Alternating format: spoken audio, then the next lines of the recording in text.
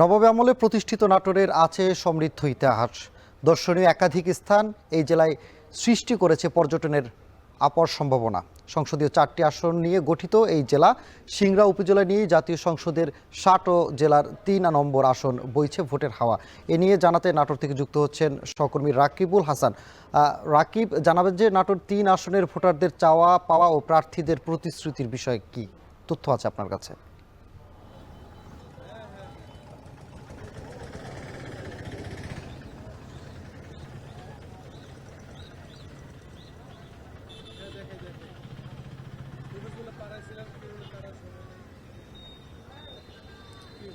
সিংড়া নিয়েই আসলে নাটোরের যে সংসদীয় আসন 3 সেটি পুরোটাই, এবং এখানে আসলে সাধারণ মানুষ যেই জিনিসটি আসলে প্রত্যাশা করছেন সেটি হচ্ছে যে এই পৌর নগরের যে বর্ধিত অংশ সেটির যে পৌর সুবিধা সেটি আসলে বাড়ানোর দাবি রয়েছে।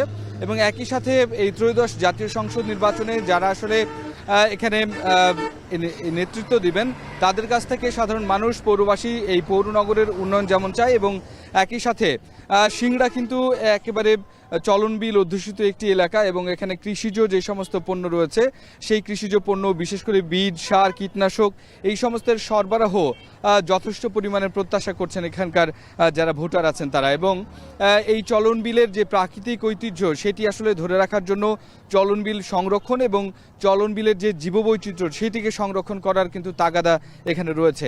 ত্রয়োদশ জাতীয় সংসদ নির্বাচনে এখন মাঠে মাঠে কিন্তু আসলে রাজনৈতিক যে নেতাকর্মীরা রয়েছে বিভিন্ন দলের, তারা কিন্তু তাদের যে প্রচারণা সেটি চালাচ্ছেন, জনগণের কাছে ইস্তেহার নিয়ে যাচ্ছেন। উল্টো দিকে জনগণ আসলে প্রত্যেক দিনই আসলে এই নির্বাচন চায়ের কাপে থেকে শুরু করে বাজারহাট, গঞ্জের মোড়ে প্রত্যেকটি জায়গায় এখন কিন্তু এই নির্বাচন নিয়ে আলোচনা হচ্ছে।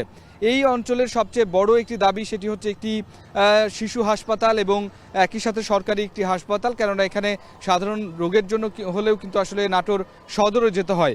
অন্যদিকে পৌর শহরের যে বর্ধিত অংশ অর্থাৎ নাটোর অভিমুখে যে নাটোর বগুড়া মহাসড়কের যে ব্রিজ হয়েছে সেই ব্রিজের ওপারে কিন্তু কোনো ধরনের পৌর সুবিধা নেই, বিশেষ করে পানির ব্যবস্থা নেই, এবং একই সাথে অভ্যন্তরীণ যে সড়ক যোগাযোগ সেগুলোর বেহাল অবস্থা, এখনো পর্যন্ত কোনো ধরনের সেবা আসলে নেই। শুধুমাত্র এই পৌর নগরীর অবস্থাটি আসলে বর্ধিত করা হয়েছে। সুতরাং এবারে যারা নির্বাচিত হয়ে আসবেন তাদের কাছ থেকে এই সমস্ত সুবিধাগুলোই আসলে প্রত্যাশা করছে এখানকার প্রায় 4 লাখ ভোটার।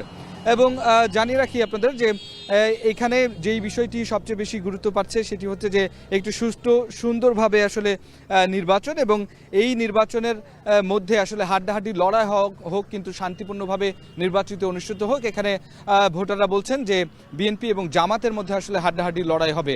আজ বিকেল 4টায় ভোটারের ইস্তেহারে এই জেলার শীর্ষ যে দলগুলো রয়েছে তাদের যে নেতাকর্মীরা রয়েছে তাদেরকে নিয়ে আমরা এ বিষয় নিয়ে কথা বলবো ভোটারের ইস্তেহারে।